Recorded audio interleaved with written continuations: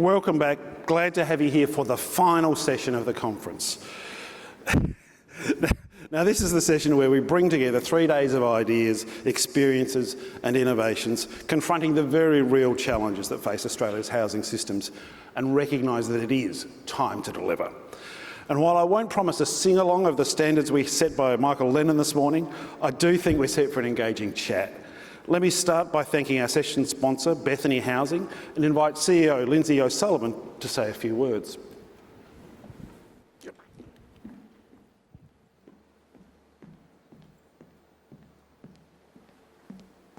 Thanks, Michael. Kaya, everybody. Welcome to the last session. Everyone's made it to this stage. We're very proud to be a sponsor of the final session of the conference. We've heard lots of different themes over the last few days, but one that's really resonated with me is the idea that we're not just talking about shelter, we're talking about homes for people, a place where people can really belong. And in that note, I'd like to acknowledge that we've really enjoyed the participating and coming together to share stories on Wajak Noongar Budja, and I'd like to pay our respects to elders past and present.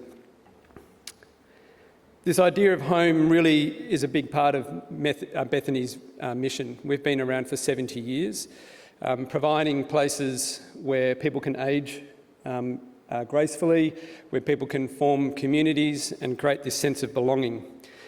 A big part of that has been more recently the Bethany Housing. Bethany Housing, by national standards, is a small player, but we like to think we're making a really important contribution to solving the problems here in Western Australia. We're one of only 2 Tier 1 CHPs that are headquartered in Western Australia. We've got 21 sites currently and another 4 that are under development. A big part of our success has been this idea of providing places where people can really thrive, and that comes down to the facilities we build. We're building places that are going to last, where people are welcome, and they also have an opportunity to create a real community. And I'd like to thank our partners, because partnership is a really important part of our model and our supported landlord model. And a few of those organisations that we've partnered with are Lotus Counselling and Support, Peel Senior Relations Service, Southwest Compassionate Communities Network, Peel Legal and Community Services and Adult Mental Health Service. These partnerships highlight just how important the support that we need to provide our tenants and their wellbeing and independence. The conference has really stressed that idea around delivery. That's been another real key theme. We know that addressing housing is fundamental to almost every other social outcome. Health, equity, wellbeing and ageing, which is a core focus of our organisation. We're dedicated to helping people feel seen, heard and valued, and come together in a place where they really feel that they do belong. I'd like to thank everybody for their participation. This is my first conference and I've learned a lot. It's been fantastic in terms of informing our growth plans, and I hope you enjoy the final session. Thanks everyone. Thanks, Michael. Thank you, Lindsay, and thank you, Bethany Housing. This week we've considered many different angles on how we can all get better housing outcomes for all Australians. We've heard from inspiring new programs across Australia, and we've heard from diverse voices, people with lived experience of housing vulnerability, people who are changing the way we finance and deliver housing, people who are designing more sustainable and inclusive housing, and people who are looking at the big picture, at our housing systems in all their complexity. Importantly, we've maintained a focus on First Nations housing, and we've heard from some brilliant panels discussing the big issues. I think we've got room for just one more. I personally have been struck this week by how far we've come since we held the 9th National Housing Conference in this building 10 years ago this month. At that point, we had no federal minister responsible for housing, and investment in social housing was frankly not a key priority for governments across the country. The ingredients for the housing crisis we now recognise were all there, but we were being told that the market would respond and it would all sort itself out without the need for government intervention. I think we've had a more honest conversation this week. In her warm and thoughtful welcome to country at the opening of this conference, Elizabeth Hayden called on us to be courageous, to be pertinent in working towards better housing outcomes. I believe we've honoured that call all week, and the discussions have been nuanced and frank and focused on solutions, not just on platitudes. For this final session, I'd like to welcome our closing panel. Alison Scotland, the CEO of ASBEC, the Australian Sustainable Built Environment Council. Andrew Hannan, who's General Manager Built Form at Development WA. Helen Silvia, Director of National Service Delivery at YWCA and a member of the National Housing Supply and Affordability Council. Simon Newport, Chief Executive of Homes Victoria, which has been leading the big housing build in that state, and Mary Doctor, CEO of Umpi Korumba, as well as Chair of the Aboriginal and Torres Strait Islander Housing Queensland and Deputy Chair of NHC25, the National Aboriginal and Torres Strait Islander Housing Association. I'm grateful to all of our panel members for joining me this afternoon, but I want to particularly thank Auntie Mary, who joined us on very short notice after Rebecca Rolkers, the CEO of Brisbane Housing Company, was unable to be here due to illness. So thank you, Mary. Together we're going to tackle the overarching question, how will we deliver better housing outcomes in Australia? So please join me in welcoming them.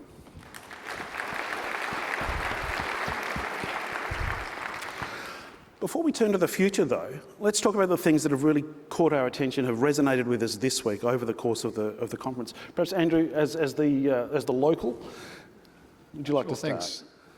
Thanks, Michael. Just before touching on the last couple of days, just further to your comment, in terms of the last couple of years, I would just say that where housing is today is fundamentally different, certainly from 10 years ago, but I would say also from just 2 years ago. And I think what we've seen is the power of federal government action as a catalyst. And obviously a bunch of states were very proactive prior to 2 years ago, but what the federal government's actions in the last couple of years has enabled is those that were already proactive to do a lot more, and those that may have been laggards to actually come to the table in a more significant way. It'd be wrong of me not to give a quick plug in terms of WA the WA's unprecedented $5.8 billion investment since 2021 to deliver housing and supports as well, and that includes 5,800 social dwellings, of which 3,500 are already delivered.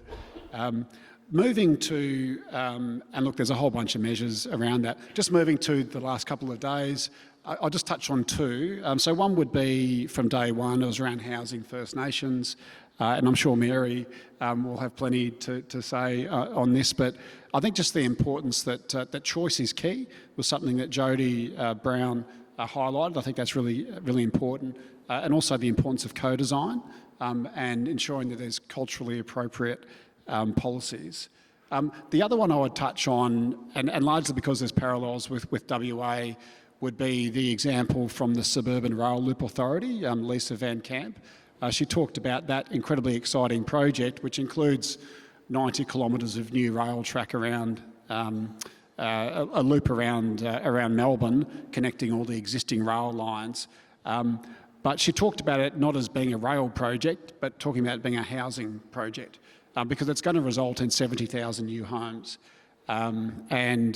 There's a lot of parallels with what's happening here in WA with our MetroNet project, and indeed many of our Housing Australia Future Fund supported projects from round one, of which there's close to 1,500 dwellings to be delivered through them. Many of those are located close to our MetroNet stations and will activate and be a catalyst for development around those stations. So I guess they're just two reflections in a long-winded way of the last couple of days. Thanks, Andrew. And Mary, I do want to turn to you next, actually, because I think the First Nations topic has been really important. Very keen to hear your voice. It should be just good to go. Yeah, just right. Hello. Yep. Firstly, I'd like to acknowledge the traditional custodians of West Australia and their elders, but also in the audience, my husband Russell, my chairperson Trevor Robinson, and Annie Angie and Donna, directors of our state housing body, and Annie Nancy, as well as Mark Francis down there. So I have seen movement in the Aboriginal and Torres Strait Islander sector. Not so much in the Torres Strait, but in Aboriginal sector. So Southeast Queensland, there's two organisations combined. I think that will equate to about 300 properties. Umpi bought some land in 2002. We redeveloped that 2 years ago, and it was an old house that was built in 1901. So we waited, got some money from the Department of Housing, and so we built four-purpose units there, which is brilliant. So we are making inroads in housing for Aboriginal and Torres Strait Islander people, but not as much as we should be. And a lot of our organisations are screaming out for, and Neil knows this, for upgrades and repairs and maintenance to the property. Some of them are quite old. So, yeah, I know we, and our state body gets a lot of support from a lot of peak bodies in Queensland, and, you know, Michael and my new friend Helen, who's friends with Neil. So, does that answer it? Yeah, thank you. Oh. You keep that. Alison, from your perspective, what's grabbed you this week? Well, I think we can properly debunk the myth that, you know, delivering quantity of housing, you need to sacrifice quality. There have been so many awe-inspiring presentations. You're all so smart. You're incredible, and that's what I really loved. But I think we've got the technical innovations. You know, we know the how. But what I've found in a lot of the talks today, it's actually about the process and the working together, and coming from a sense of place where, you know, you've got so many stakeholders, including the environment as part of that. And that's how you come with these amazing solutions and do things differently and not sacrifice that quality bit. I think that's really inspiring. Simon? First of all, I've got an apology to make. There's a much better looking man that I can see over there with the grey hair and the grey beard named Darren Smith. I am not Darren Smith, I am Simon Newport, so I could assure you that they've mucked the photo up, but Darren's a much more handsome man than myself. You know, old school, don't use AI to rip someone else's work off. I'm just going to absolutely blatantly steal it, but I am going to definitely thank the people that have come today. And first of all, thanks for sticking around this afternoon. I said to Michael, I said, can you do like a lucky door prize that you have to stay to the last session before you get it? So there is a meat tray outside. I want to take it back. But I've written a few quotes down. So self-confessed nerd, Michael said, now we want you to make sure you all attend a few sessions. So I took my notepad and I've done my homework and I've gone to quite a few sessions. So if you indulge me, I'm going to read a few, which I think can do a better job at explaining it than I possibly could. So the first one was Lee Monick from CHL. I'm just going to quickly read it, and I'll probably butcher his words a little bit, but he effectively said, in such a sceptical world, you can only beat scepticism by earning trust, and you can only earn trust through performance. And whether that's Andrew McNulty said this morning, deliver. I think one of the messages we've got out of today is that we've got to continue to work hard and continue to deliver, and that will get the trust, hopefully, of governments to continue to invest. Rob McGowan used the word incentivise or incentive, and I'm very much a carrot kind of person, not a stick kind of person, and we can talk all we like about what we would like to see to tax settings of federal governments and other settings around the state or around the country. But what I really look for is what can we do to change behaviours and change investment and encourage investment, because I think Australians very much like to choose their own pathway. They don't like being told. And I think if we're going to get greater social licence, we've got to look at more incentivisation rather than just the negatives of the stick all the time. Sean Whittaker, he turned around and said, surpluses and divestments are not dirty words. And I agree. Now, I think if Rebecca Pinkstone and the Homes New South Wales team are still here, that's great. I used to have $60 billion of assets to play with, and now I've only got $39 billion, but that's an enormous responsibility. And I don't mean to make a joke of it. What I'm saying is it's not unreasonable for government to expect us to work that asset as hard as we can, never taking our eye off the fact that we're here to serve people. So, you know, it's not a bad thing if we recycle assets. It's what we do with the money that's the most important thing. Now, if we're a snake eating ourselves and selling houses just to pay the bills, that's a problem. But if we're converting that money into more assets, and which is, by the way, what the government's encouraging the providers to do every day, I don't think it's inappropriate that government does that as well. It's how we do it and making sure we don't leave people behind is what I focus on. So I agree in both cases with Sean. And the final one, I love a bit of banter, and I think most of us would say one of the favourite sessions was, I think, late on Tuesday. Tim Williams. Now, I'd probably disagree with him on a few things, but I have to say his phrase, which I'm going to absolutely rip off more and more again. So I was born and bred in Redfern in Sydney. Go Rabbitohs, for anybody here, Rabbitohs supporters. But I grew up in Western Sydney. So I'm a suburban person through and through.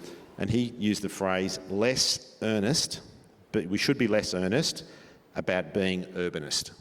And I think that's something that we've all got to look at and say, every new subdivision that happens in Victoria, I want to be involved. I don't want to buy the whole suburb, but I want to be there. And it's not a crime for us to think about making sure that housing, social, affordable housing, is sprinkled everywhere around. You can see, whether it's the state that I was in or the state that I am in now in Victoria, you can see exactly the time frame, almost like digging through a rock face, and like an archaeologist, you can say, well, that was in the 50s, that was in the 60s, that was in the 80s. I can tell the architecture, and then there's nothing for miles, and then there's another concentration. So what I think I got out of that phrase is to say, don't forget the suburbs as well as the inner city and the regions. It's okay for us to be in these new suburbs. We can do more than one thing at once. And so I absolutely am a fan of do not forget the suburbs. Thanks, Simon. Helen, I've seen you buzzing between sessions all week. You've been to plenty of them. What are your reflections?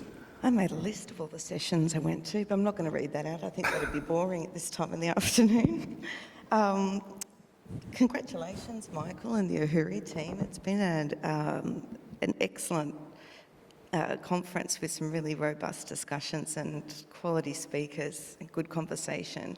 I think I was at your closing panel last conference, and I thought, what a privilege to sit here with esteemed colleagues, and was thinking there'd be about 12 people in the crowd. It's a bit like after a big party and everybody goes home and just, a few's left, you're sitting on the couch, just have a good yarn.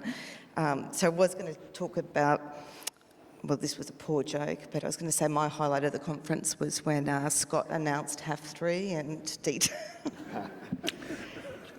Shouldn't have said it was a joke. It's not a good way to set it up. Look, I did go to a lot of sessions, and there were some really good takeaways. I think in the supply, the silver bullet, and Professor Rachel Vivifong had really just re-illuminated the fact that when we're talking about new supply, we're talking a small percentage of existing housing stock, and what are we doing around the utilisation and better utilisation of the 98% of existing stock that there is now. And I think that that's a central point to keep in focus and to ensure that that's being attended to within the policy framework and our planning in future. I think that we know that the rental market and the sort of renting as a sustainable tenure of choice is part of our contemporary society, but needs to evolve and it needs to improve. I thought that Trina Jones's presentation in that session was well delivered. I think that some of the rental reforms that are happening in New South Wales are great. The portable bond scheme, the amendments and better protections for victim survivors of DFE, among other things. I think the level of consultation and the moving from reactive to proactive monitoring. So it was a sort of whole of ecosystem approach. I think there's a long way to go. I think that how we look at renting, how we talk about that in sort of public discourse, and how we continue to affect changes for the better in terms of policy settings is very necessary. Increasing different types of renting sort of typologies and, BTR and, we're on that way, but I think we need to keep a focus of what that means for tenants. Sometimes we talk about choice. I've heard that a lot throughout the conference. We want to build diversity so that people have choice, particularly in the area that I have worked in for so long. Choice is often actually not an option. So I think the thing that always sits in my mind at each session I go to and each yarn I have with wonderful, old and new colleagues is who misses out, who are we not meeting the needs of, and what are those potential unintended consequences that we may face. And I think that that's really important to hold that in mind, particularly when we're talking about more vulnerable populations, particularly when we're talking about the lowest 2 quintile income earners. Are we providing housing that is affordable? It's not a rhetorical question, it's a literal question and a reflection. Yes, so anyway, I could keep going on with the highlights, but I won't. The one small highlight is with the suburban rail loop. Not anything to do with housing, but well done, Victoria. The tunnel boring team is the first in the world all-female tunnel boring team. So that was great. And I would love... there you go. And perhaps later in this session, I would like to talk a little bit about gendered responsiveness to housing and homelessness, because that's important. Yeah. Well, would you want to go straight onto that now? No. All right, we'll come back. We will come back to that, though, because I agree that's important.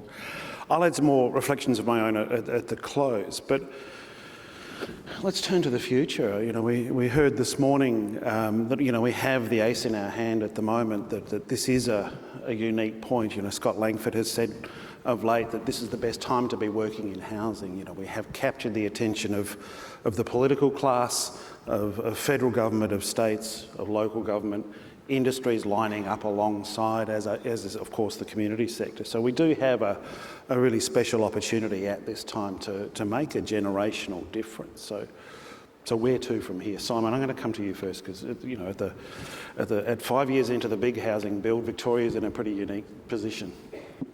And I will definitely talk about maybe what's next, or making sure I'm getting ready for what's next. But to me, the role of government has been discussed pretty well over the last few days.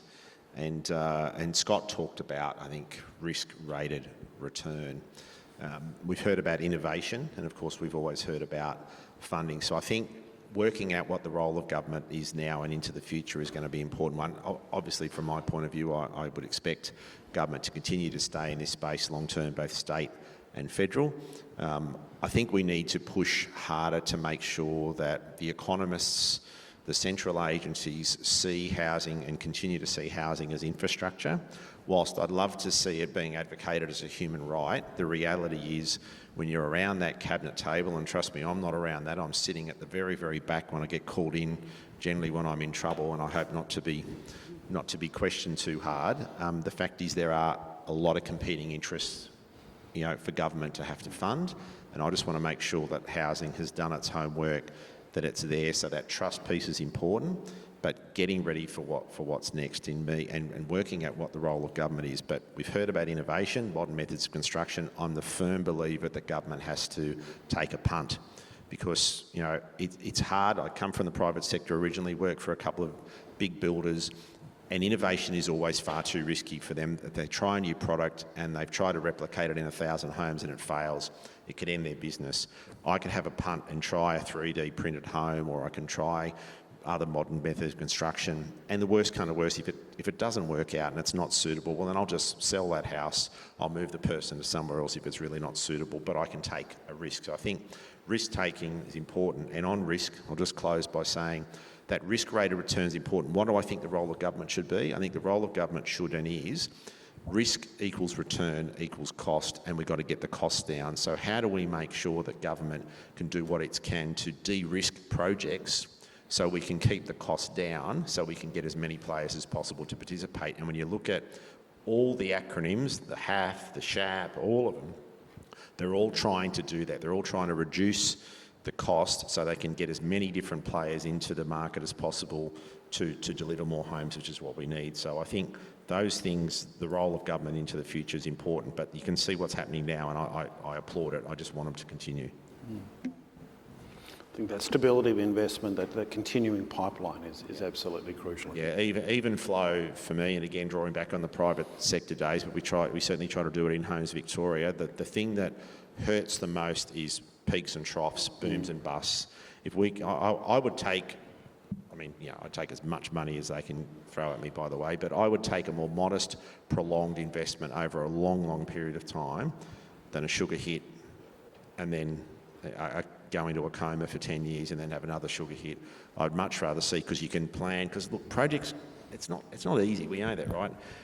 You have contamination, you have a problem with planning, whatever the heck happens, and then all of a sudden you've got someone saying, deliver that house. But if you've got a number of things cooking at the one time, and if something falls over, you can bring something else in, you can have that steady, even flow. But when you have the short, sharp burst, it often doesn't lead to the right outcomes. What it can do is speed can be the killer of quality. And so, I would urge, whether it's in the private or an NGO or public sector, as we consider what the itinerant nature of investment does to outcomes.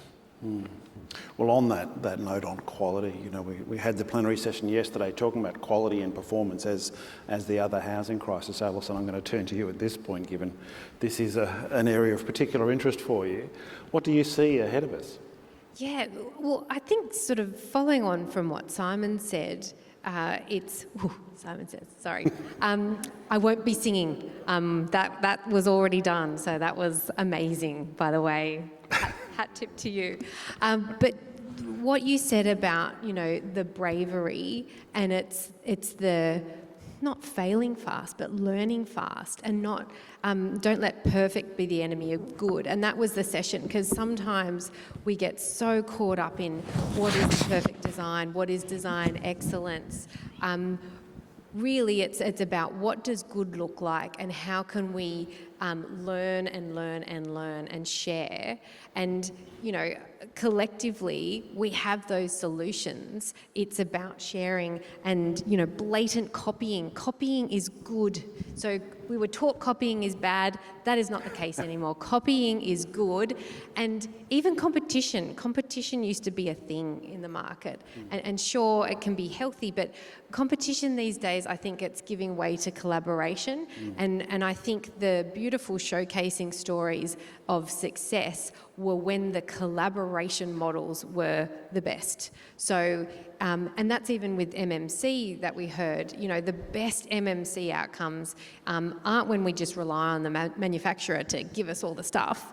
It's actually when the manufacturer finds a really good partnership with a builder and a civil. It's getting those relationships together, having the legal and the contractual arrangements to support that, which then in turn helps with the financing side. And I know we've got a lot of fabulous innovation and piloting in that regard. So yeah, more of the same, rinse and repeat. Let's share the love.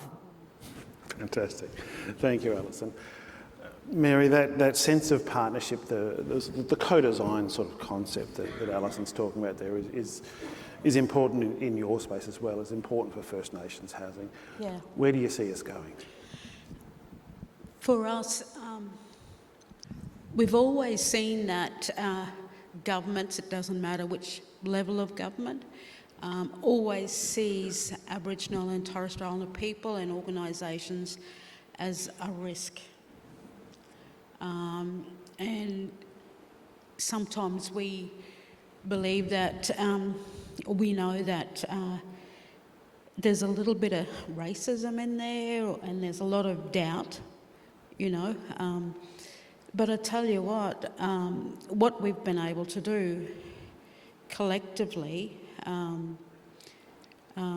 is strengthen our communities, strengthen belief in each other. Because if we don't have that, government's not going to trust us. And so we have to reach out. Neil he speaks to quite a lot of people, you know, the peak bodies, and through those links, we all help each other. And that's how I believe that we're going to get through. And one of the two positives that I've taken out of this today, this week, is that, you know, there is Commonwealth support out there, and that's been proven with the funds that have gone to Northern Territory. Yep. And the other positive is the combined commitment of our sector, how we stand up for each other. You know, Umpi used to fight battles on our own. Now we don't have to, you know, we ring up somebody and they'll take the fight for us. But, before I forget, Tanya, no, that's not Tanya, but Natasha and Sherry are up there. That's you, eh? Yeah, there she is, Tanya. I didn't see you. And Sherry and Natasha are down from Metro North Health in Brisbane. So they look after Prince Charles, Royal Brisbane, Caboolture and Redcliffe hospitals, and they're down so that they can learn about housing, because they've got a lot of issues as well.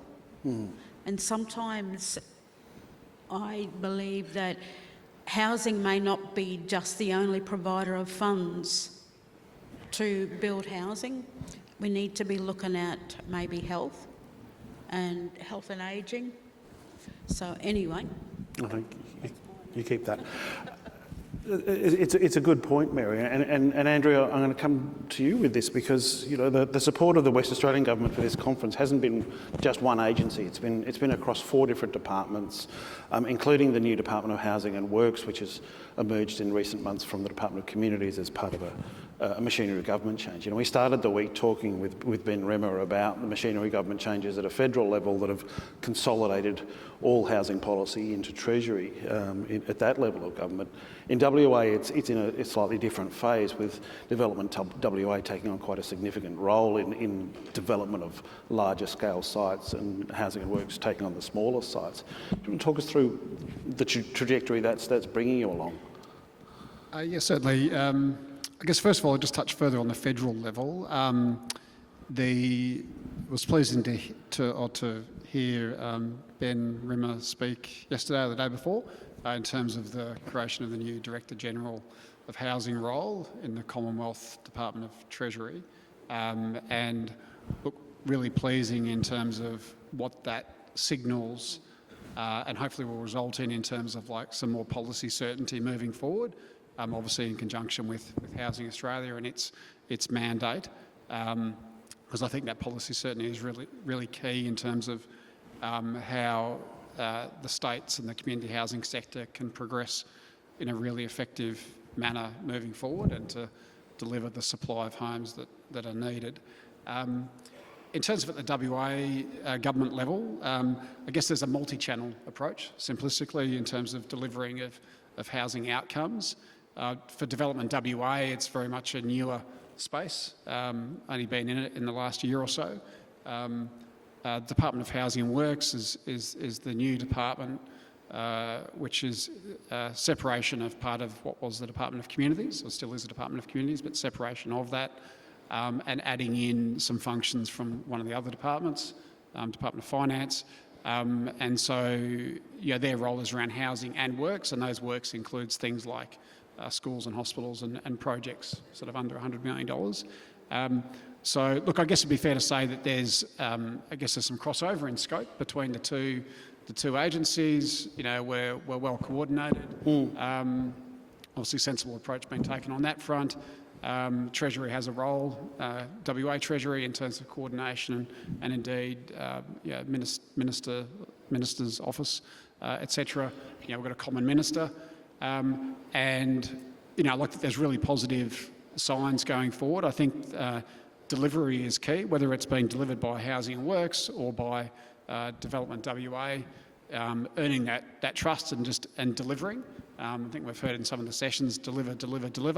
You've got to earn that trust. In terms of the next couple of years, there will be, across the country, hopefully all of the 25,000 HAF dwellings that have reached contractual close already will be some delivered already. There's heads on beds or keys indoors on some of them already, I'm told. Not on Development WA ones, but certainly some will be well and truly under construction. They will be under construction next year. I think just the coordination and I guess we're complementary and in some areas doing similar things, and we're still sort of working out those ways moving forward, but doing it very much in a collaborative manner. Terrific. Helen, we've heard deliver this week. We've framed the conference around it being time to deliver. That doesn't just mean delivering houses, doesn't just mean assets. It's also about services, and your work focuses perhaps more on the service end of things. What do you see as the way forward over the next few years? I was smiling about the deliver. I think we've heard that, and deliver at scale. They're the things that the sort of mantras. Not disagreeing with that at all, and we've got the full spectrum of the housing market, as well as sort of nascent areas within that housing market that we do need to deliver on. I think in terms of deliver, when we look at non-market housing, we do not want to take our eye off that for a moment. We can't think, well, we've set up HAF, well, that was, last term, we've nailed that. We can, let that run its course and not focus. That's would be a grave mistake. So I think ensuring that we're looking at how non-market housing is factored into our housing continuum, our housing system, and being bold and being courageous. We need a national target for social and affordable housing. Those that were in the room this morning when Michael was talking after he serenaded us with the gambler, you would have seen it. From the Housing Council's perspective, we've sort of put a recommendation of a longer term sort of target of 10% social and affordable housing. The sort of demand side modelling that we're working on now will help to sort of refine that. Other peak bodies, shelter, and et cetera, have also put targets on that. I think as a nation, we have an appetite and a will. We know we don't need any more problem statements. We're very kind of acutely aware of what the issues are. So we do need to deliver, and I think we need to ensure that we hold ourselves to account and we create a national target and we stick to that. I think the coordination between state and territories in the Commonwealth is at a level that we hadn't seen for quite some time. It might be an understatement to say that. I think that's very positive. I do have a question when we talk about, we've often had varying conversations around the definition of what does affordable housing mean, or what is housing affordability, what is affordable housing as a product that has something that has emerged and it has sort of developed over time. Affordable housing, as we sort of, post NRAS and describe it now, it's discount to market. So I think there are some hard questions we also need to ask ourselves. Is discount to market actually creating housing affordability for those who are most at need of housing affordability? That may be a controversial statement or question to ask this room. I'm not suggesting that we're sort of, I'll leave that there. It might be also an obtuse statement to make, but I think we do need to, again, who are we serving and who's missing out? So when we're looking at those who are most in housing stress, people who are on statutory benefits, people who are, homeless and marginalised, coming from the gendered perspective, we know that sort of women, and particularly women with children, are, some of the, largest cohort of those who are in not just housing stress now, but have been cumulatively over time. Many of these groups can't access affordable housing. Is actually the kind of hard reality. So I'd like us to be able to quantify affordable housing and how that's sort of reshaping the market, and to be able to quantify who is accessing affordable housing, because it is, and it's housing people, and it provides security of tenure, which is great. But who are those people that are missing out? You need deeper subsidies. That's the, so from a I understand the complexity behind it, but it's hard. You're a single mum with a couple of kids. You can't afford to rent in the private market. You might be eligible for social housing, but let's face it, that's probably not going to come to fruition. You may not need social housing in the long term. However, you can't meet the benchmark of access to affordable housing, because a discount to market isn't just going to cut it. You're already disqualified. And we see that over and over again in the services. So I'm not discouraging affordable housing, but I do think we need to acknowledge, discount to market is discount to market. If we're really addressing the needs and we're really providing housing that is affordable, what does that look like into the future? That would be my... It's a great question. I think the ambiguity around the term affordable housing, it's a misnomer in many cases, but also the inconsistency of definition, not just between jurisdictions, but within jurisdictions and sometimes within departments, different programs with completely different definitions of what affordable means. I think most households have a pretty good sense of what affordable means to them. We should be able to do better than that. So in fact, this is part of AHURI's forward research program. We're hoping to fund work in this space in the coming months that looks at what is affordable housing, what should we be thinking of when we talk about that, what are the range of programs across the country for both rental and ownership models for affordable housing. How should we best define that? And what stock is out there, because we don't really know what's out there. We've got a pretty reasonable idea of what public housing we have, of what community housing we have, but affordable housing is ambiguous. Yeah, that's a challenge. It's a good piece of work you're undertaking there. Simon, I want to come to one of the... I knew you were coming to me for Well, this. I'm going to come to you with a specific question, actually. Helen mentioned, the Commonwealth-state relationships and relationships between the states, the sharing of information. My sense is that really ramped up during the COVID years, the communication between states, the comparing of programs and rapid dissemination of ideas was probably at an all-time high. Has that been maintained? Is that relationship still good? Yes and yes. I think the first thing is, for people who weren't aware, is that a whole bunch of senior officials, including myself, we met on Monday in person. We often get together for more informal gatherings before ministerial council meetings, but we've established a regular cadence now, and now Ben co-chairs that. In terms of how each state works, I think that's got to come from the bureaucrats, and we've got to be given the licence from the politicians. And I have to say that even though we obviously have different governments of different political ilks, around the country that I've never seen any pushback from a minister to say you can't talk to that other state and share information because then they don't vote the same as us. So I think there's been a recognition of both broad sides of the aisle to say that it's an important issue. We'll let you do your thing and talk to each other, and I certainly openly share what's working and, more importantly, what's not, because I think we've got to learn, like, smart people learn from their own mistakes and really smart people learn from others. I try to teach my kids that all the time. They don't listen.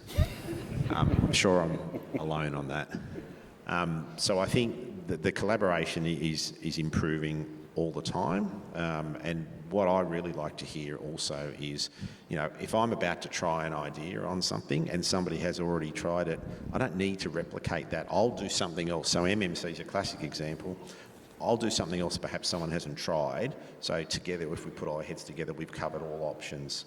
So I think we're absolutely working much more closely together. I think if nothing else, we just recognise that if we don't, I mean, I look at Victoria and go, I've got people who are reaching out for homelessness services who walk across the bridge from Albury to Wodonga, and it breaks my heart that we have to say no because they've got a licence that says New South Wales. We can somehow work it out in hospitals, but we can't work it out in homelessness and housing. Now, if you worry about cost shifts, you fix that with some sort of square up at the end of the year, but that's the sort of stuff that I'd like to focus on in the future, because whilst we're all states and sub-states and regions and LGAs, ultimately we're one country. And, you know, I've spent a lot of time working both sides of the border, and I can tell you Albury-Wodonga is almost one place. Mildura is the same on the other side. I spent a lot of time staying in Mildura in my days in New South Wales because the hotels were better and I could get more trades in Mildura, until I got in trouble from the New South Wales government from pitching Victorian trades. But the point is, we should work better together. And I think the more the bureaucrats work together, the more you'll get common sense solutions in, say, cross-border issues. Simon, are you seeing the same thing in your space? Are you seeing that comparison or sharing of information, you know, between equivalent agencies? It's a slightly different space that you're in. Look, it's still pretty early days for me here at DevWA. So I might just answer from a community housing sector perspective, because I spent 7 years as the CEO of Community Housing Canberra. And one thing that really pleased me with the community housing sector is the collaborative nature and sharing. Very transparent. I mean, yes, very commercial entities, but also, a real willingness to share for the greater good, and almost without fail from former colleagues in the community housing sector, all in it for the right reason and all want to make an impact on society overall. I guess the other thing I'd say just on the community housing sector is that irrespective of what government does or doesn't do around trying to land a common definition of affordable rental, most community housing providers have sensible policies that, yes, there's a cap that you can't rent something out for more than 74.9% of market rent typically, but there's also really a sub-cap, and that is, what is affordable to that household.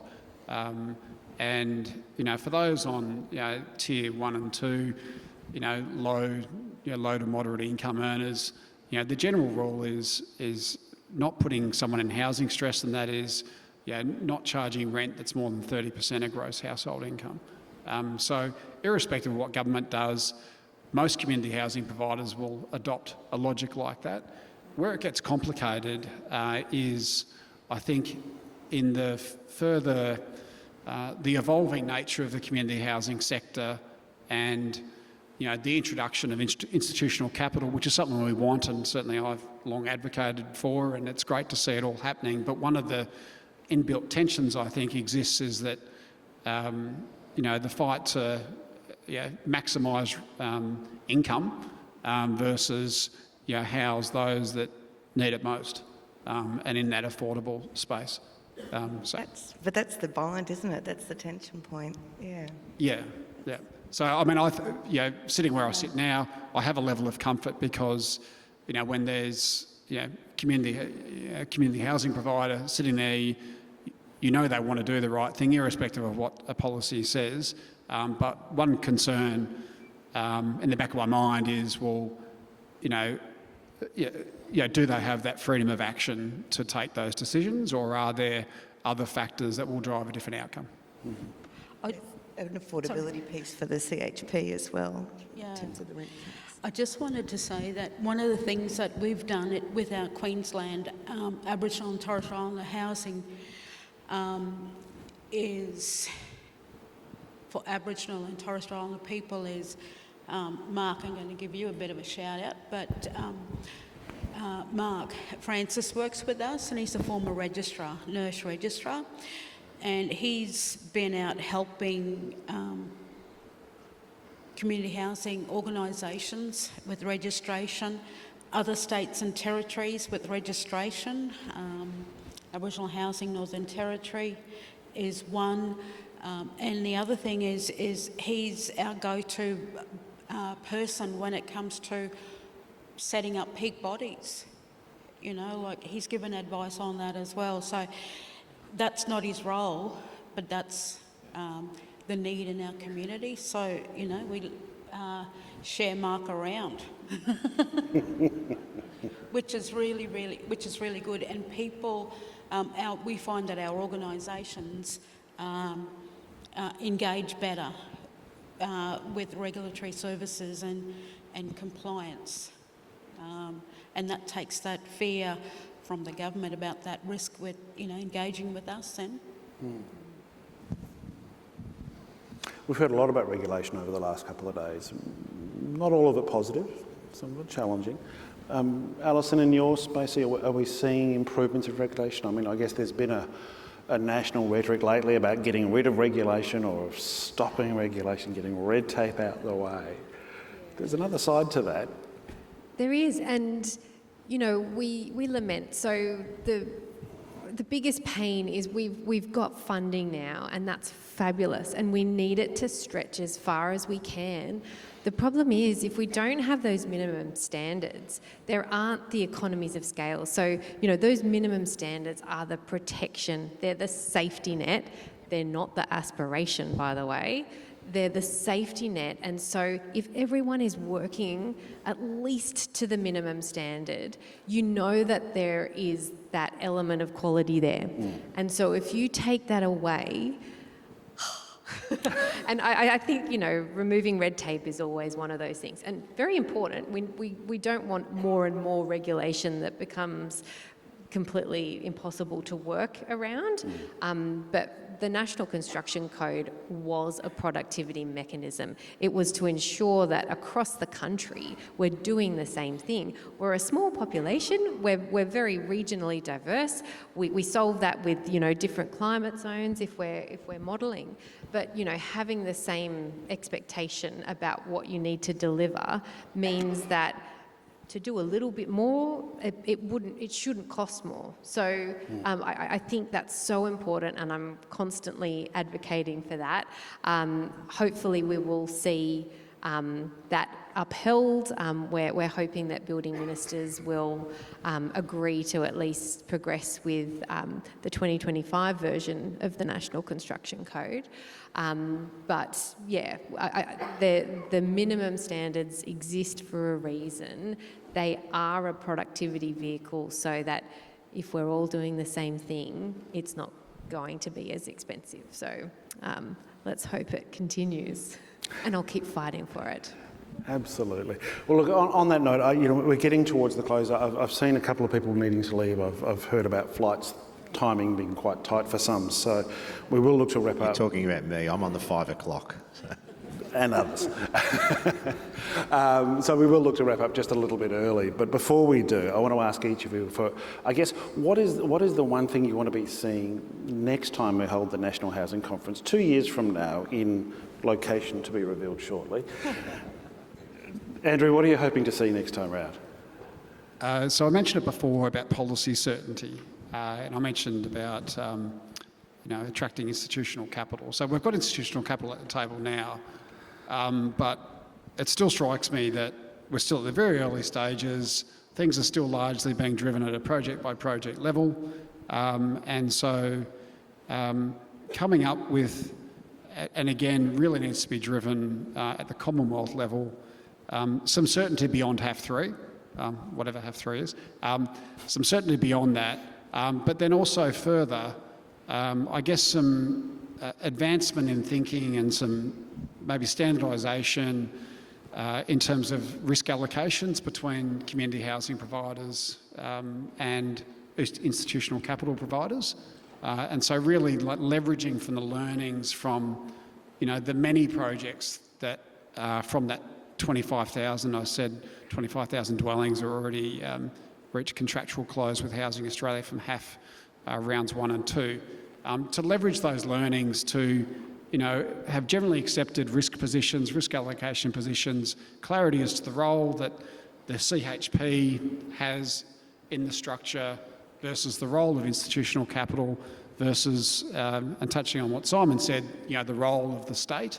And I guess really, in 2 years would be great if there's a lot more thinking that's gone into it and sort of really landing on, a more, hey, this is the standard look and feel of these arrangements.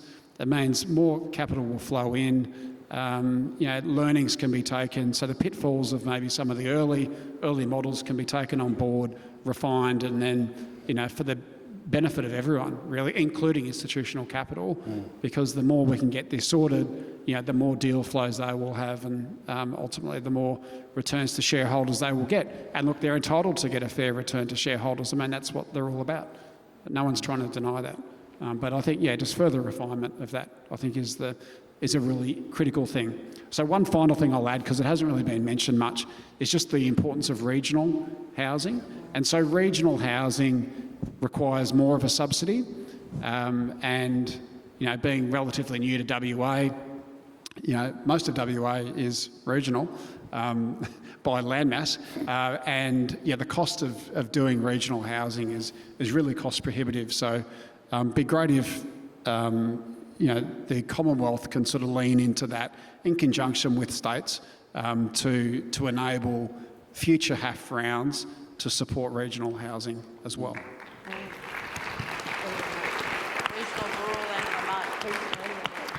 Alison, 2 years from now. Hard act to follow, Andrew.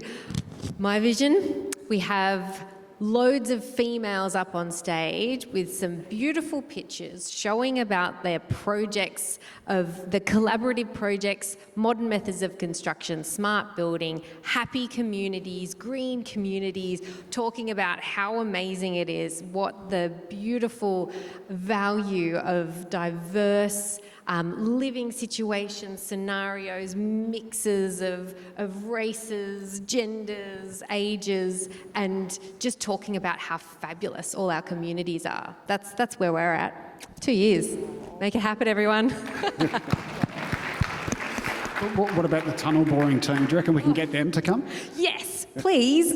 I love all that. It's so fascinating. So, Michael? What? I missed that. All-female tunnel boring team up on stage talking about the project. But that does bring us back to the gendered nature of housing that Helen, you alluded to earlier. So Simon, I'll come back to you.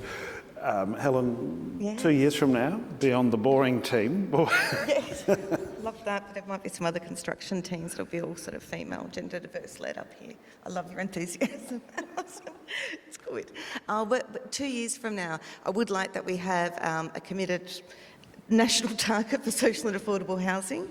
I would love that we have sifted through and sorted out the definitional complexity that is social, public, community and affordable housing and the various mechanisms. I think that, Andrew, you really sort of nailed it when you talked about policy certainty and leveraging those learnings. So I think, we can't shuffle. We have to be taking fast strides forward, but we need to be doing that whilst also pausing to reflect and learn to ensure that we don't sort of have adverse or perverse unintended consequences and continue. I think that the mobilisation of institutional capital is, there's been a lot of progress towards that in the last few years. It's still quite nascent here in Australia, so it'd be good to sort of see that continue. From a service delivery perspective, I think that while we're still dire straits in a housing crisis, that those programs in communities that are funded to support people who are experiencing homelessness and housing insecurity actually needs an uplift, because there's too many people falling through the gaps, and the demand for that level of support, whilst we're moving towards a brighter vision of our housing market, just can't be left behind and forgotten. I'd like to see that we've also got increasing protections and sort of increasing, the better deal for renters. We can do even better than that. So let's start there, and then we can do better. So I think there's a few key areas, but I'm encouraged. I'm encouraged by the will and the appetite. I'm encouraged by where we're going. Policy certainty, life beyond HAF3. Absolutely. Enduring, consistent, reliable funding policy mechanisms are needed, and we continue to have that collaboration. There is no such bad thing as copying when it comes to actually scaling up or replicating across jurisdictions and things that work. Simon, in 2 years? Well, first of all, I'd like to see a homelessness target in closing the gap, to be perfectly honest. I think the gap, certainly from Victoria's point of view, I know it's a reverse measure, but effectively it's measuring overcrowding. Statistically, we're already there, and clearly we still have a significant problem in housing and homelessness for Aboriginal Victorians. So I think we need to pivot towards a homelessness reduction target. A bit of a wish list, and I know it's sort of a wish list. I'd dearly love to see the politics taken out of housing. I really would, and I'm not having a crack at either side. I've worked for both sides of the broad political spectrum, but we recognise that there's a need. Everybody seems to recognise there's a need. Nobody in this room needs to be reminded of that, but I would love to see genuine support, and as opposed to it sometimes gets caught up as a political football. So I think that's a bit of a wish list. Don't know if that will happen, but that would be my wish list. And the last one would be more for a call to all of us in this room. And I think Andrew McNulty sort of talked about a little bit this morning, is that we all have a role to play. I constantly see, particularly in the political arena, public housing being pitted against community housing, affordable housing being pitted against social housing. Stacey, who I used to work with, Broadbent, she talked about she'd like to get rid of all of that and just have housing.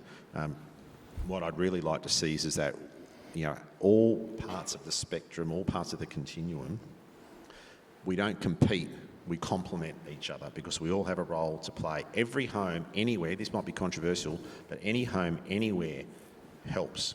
Now, we could argue that we'd like to see more there, and that's all valid, but every home helps. So the adversarial nature that we sometimes find ourselves in, we've got to try and fight against that, because if we have a united voice, you're going to get better outcomes. So I would just encourage all of us to try to, maintain the rage, but we'll do it together.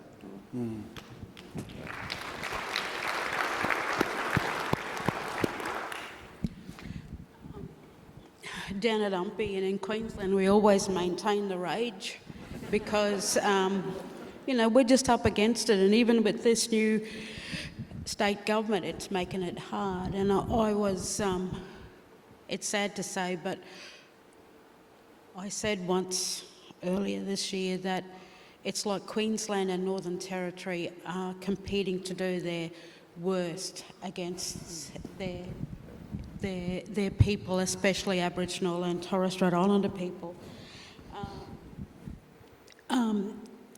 Neil said that we need a national Aboriginal housing strategy,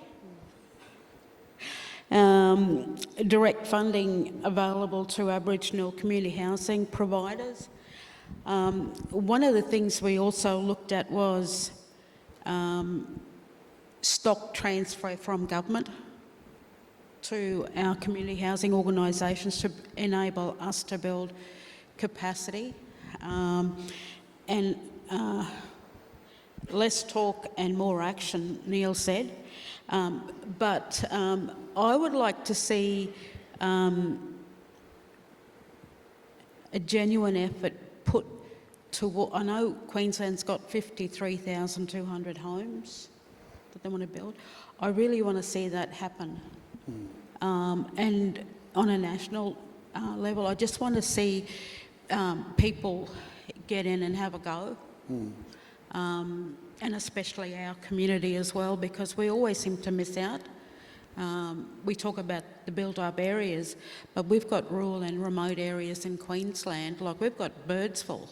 You know, who wants Birdsville? We've got it, and it's really hard out there to build, and it gets flooded probably every 5 years, I think. You know, so I think we've got to be practical and just apply common sense, because I reckon that'll get us a long way, and work in partnerships and always have each other's back. A good reminder.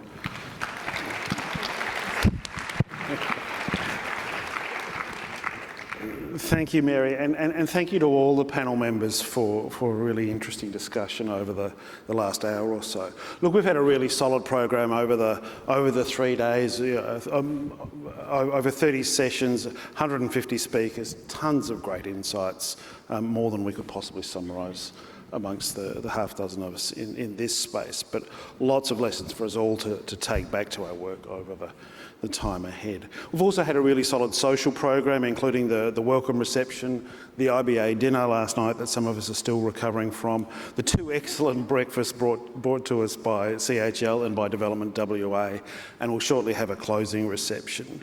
But to close, AHURI's been delighted to once again be the convener and host of the National Housing Conference, and it's been I've found it personally an inspiring couple of days. As we've heard all week, there's a lot more still to do, but we've made a lot of progress, and we need to recognise that and build on that momentum.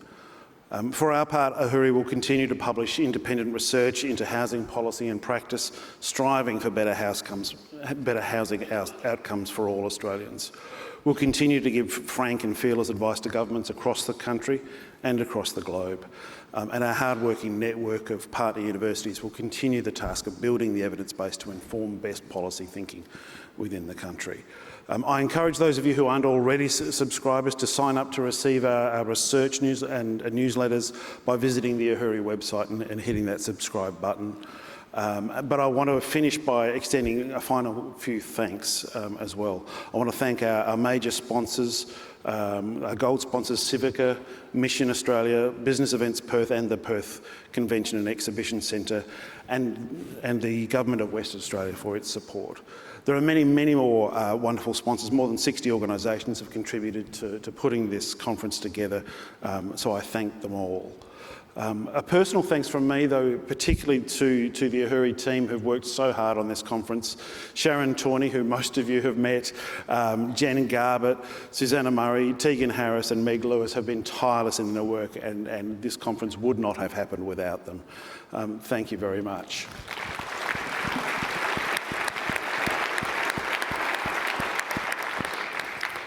And thank you also to the volunteers this week in the red T-shirts who've been terrific in guiding us into the rooms and guiding the microphones into our hands. They've been fantastic as well.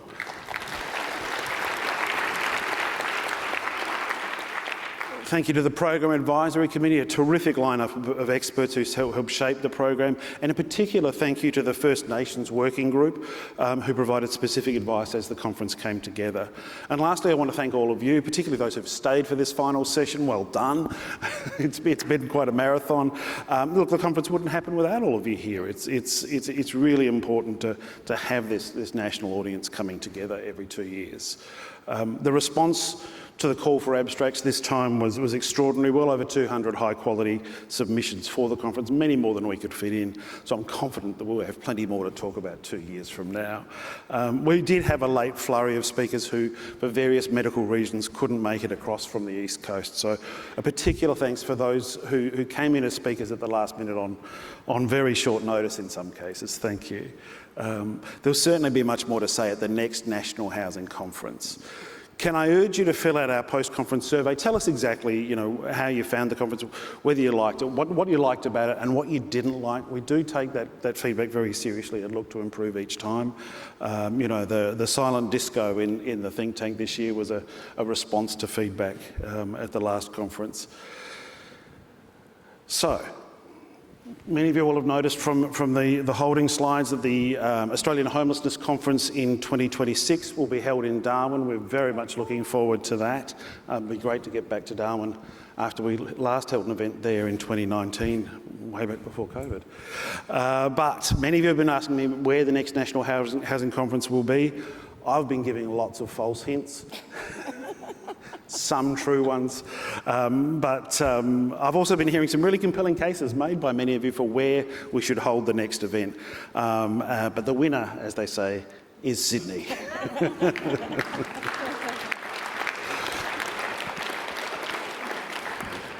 I do hope I'll see you there. Meanwhile, join me outside for coffee and cake. Thank you.